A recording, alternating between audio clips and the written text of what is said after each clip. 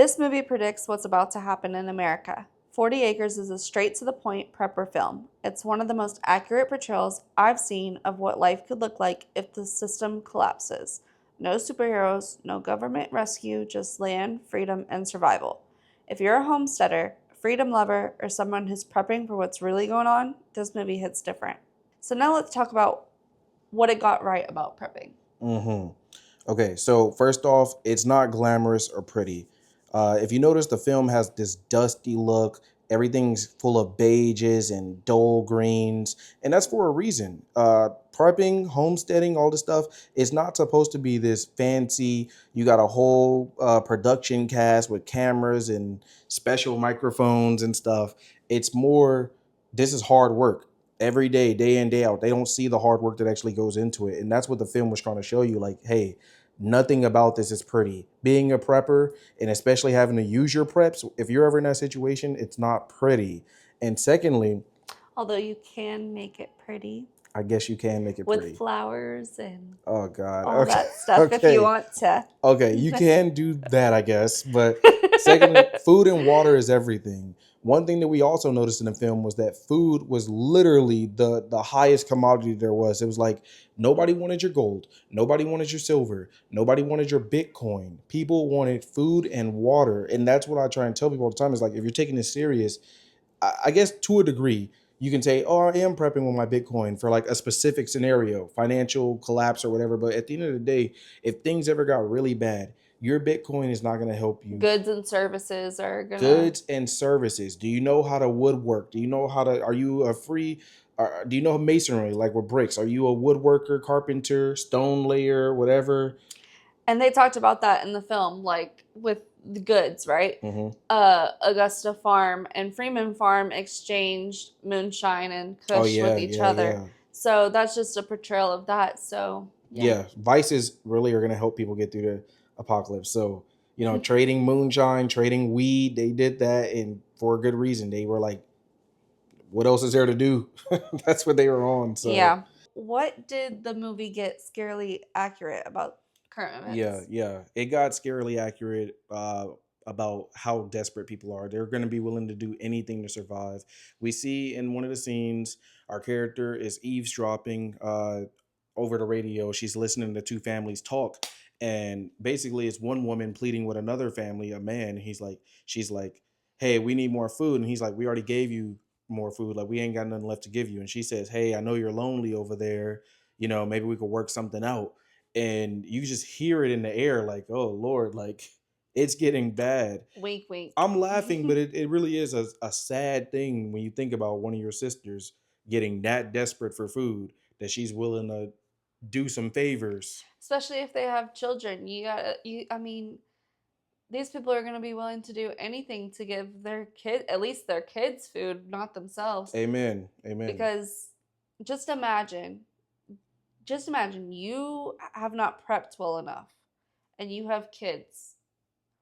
This situation happens. People are going to start blaming other people who have prepared Yep. that they're not willing to give Oh yeah, that's a big one. You see that all the time. their children food. Yep. They're gonna be like, you're greedy, you're what's the word? Heartless. You're hoarding, you're a hoarder.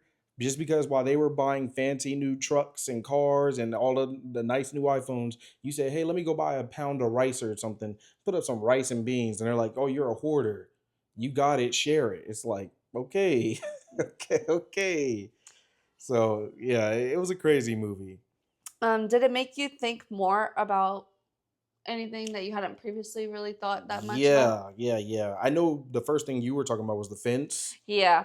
So we just bought land and we're thinking about what type of fence we want for our perimeter.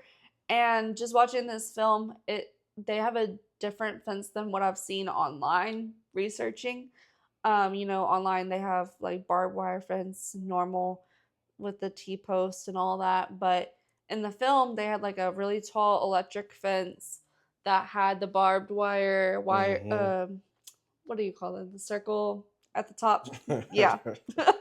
But basically, it looks very like secure and like no one could just climb right over It it. was nice. It was a nice fence, really high. So It almost looked like a dang prison yard fence when you think about it. it actually did kind of give that Yeah, vibe. or So almost like an army post it's fence. not aesthetically pleasing to the Not at eye. all. But this is again that whole thing I told you about, where it's like glamour versus what's the word? Security. Yeah, glamour, security versus like being operational. It's like, which one would you rather, look pretty, or would you rather it work the way you want it to work? And I don't believe you have to sacrifice aesthetics for everything.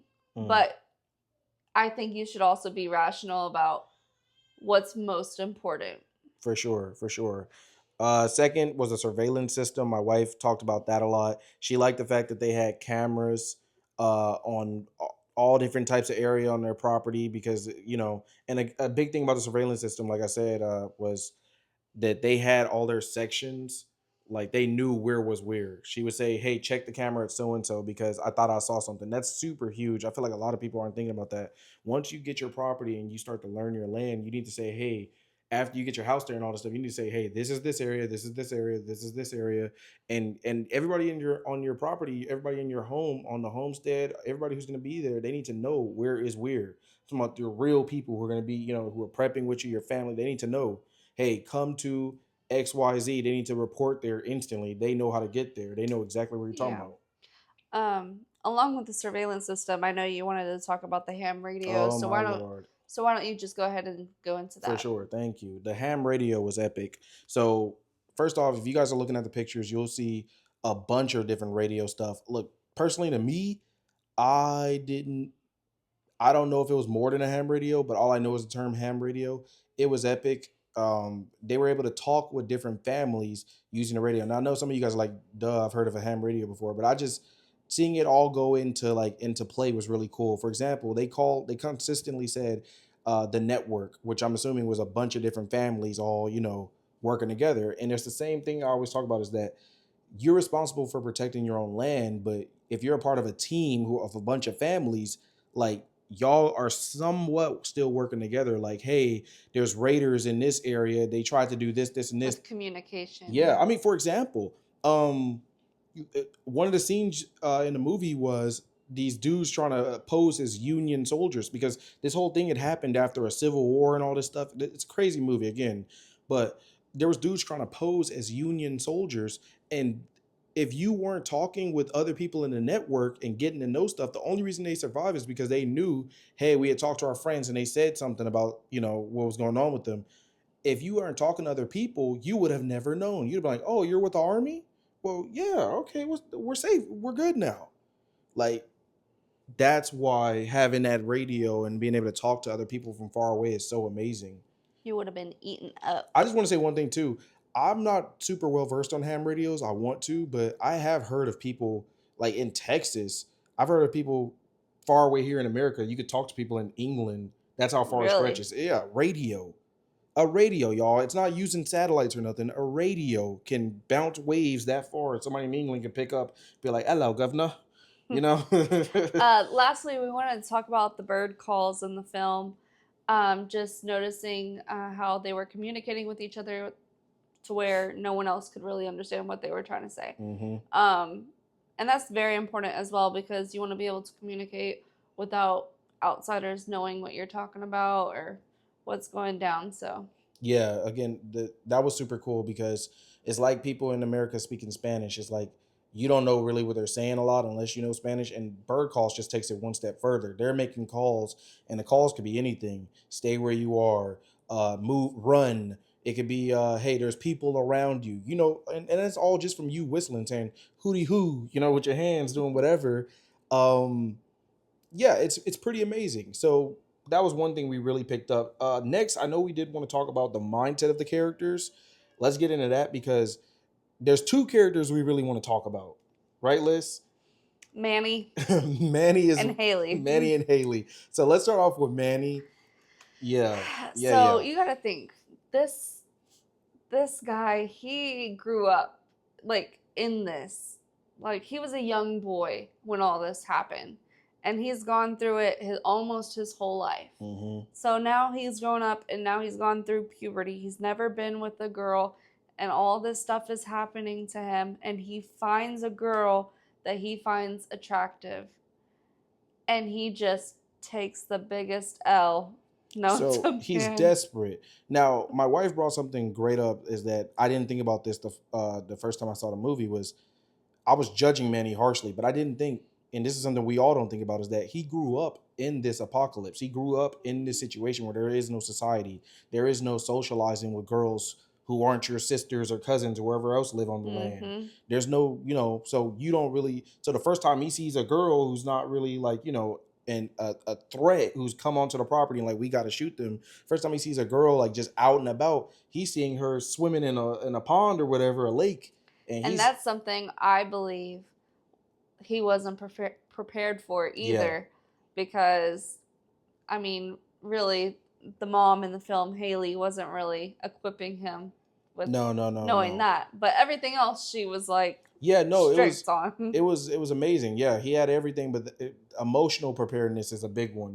Being prepared to deal with people trying to emotionally manipulate you, and so just him seeing his girl. And a big problem with Manny was that him and his mom would butt heads because he would always say like, "This is what you want us to do. You want us to stay on this farm forever Mm-hmm. and just not care about anybody." But Manny kept saying, "We need to take other people in. We need help. We need more people, people, people, people." And that's a big kicker because on one hand, it's sweet when you hear it. We need Yeah. people, but on the other hand, you're like, "Hey, kid, you don't know what these people are like," and that was the problem. He did not know the cruelties of people outside of the fence. A lot of people don't know that. And that's something to keep in mind with this particular character. If this does happen and you do have children who are going to be raised throughout tough times like this, you have to be aware once they start getting to that age, if they ever are leaving and they're running across paths with different people, they could be taken advantage of in the same way.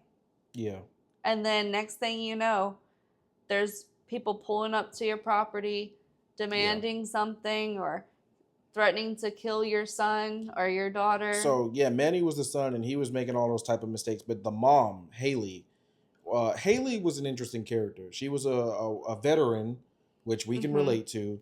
Suffered from She PTSD. suffered from severe PTSD. And one of the things about Haley was that being a veteran, she demanded her family, but especially her kids, to like kind of have that, that military parent bearing is like clean it, make your bed, wake up at this time, work out, shoes need. I mean, we even catch Nothing's funny. nothing's funny. There's rarely any smiles from her, and we even catch Manny waking up, shining his shoes, his boots, and these aren't even like the black boots that are supposed to look squeaky, shiny, clean. These are he's just cleaning them. Like I gotta clean these things, and that rubs off on our kids. It's like this whole, come on, soldier, be ready at all times. And so And also it came across like there wasn't very much like, that much like leeway, I yeah, want to say. yeah. Like if there was ever a mistake, it was like, Oh my lord. how could you? Yeah, no, she didn't play. Now there was some times where I agreed with Haley. Like again, let's be real about this movie. This is the end of the world. People are so desperate they've Hmm. resorted to cannibalism. Like this is a bad time.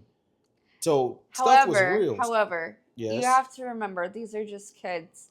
And like the youngest I remember, she wasn't at the camera spot in the Oh movie. man, she went off on her. But then again, you got to remember Haley. There's so much duality here because you got to remember not only does Haley have PTSD, but again, if you know there's cannibals out there, because this is something she heard on the radio talking to her friend. This is why having a radio is important and talking to other people. There's cannibals out there. If that's the case, think about it. If you got little girls, little boys in your property, and you trying to keep them safe, how scary would it be to know that there's cannibals out there who are preying on people's farms? Like, I would be yelling at kids too, like, this is real life. I'm trying to be sweet, but I want you alive. I don't want to see cannibals bust in here and, have their way with us. So I totally understood Haley. She really could do no wrong in my eyes throughout the movie because I was like, I see where she's coming from. This ain't a game. What I did like about Haley was at the end of the film, she came back around and she changed for the better at the end of the film. So she was more chill Yeah. Yeah. and you know, she smiled more. Amen. So that was the good thing about Haley is that she was, open to changing. So Hmm. Mm-hmm.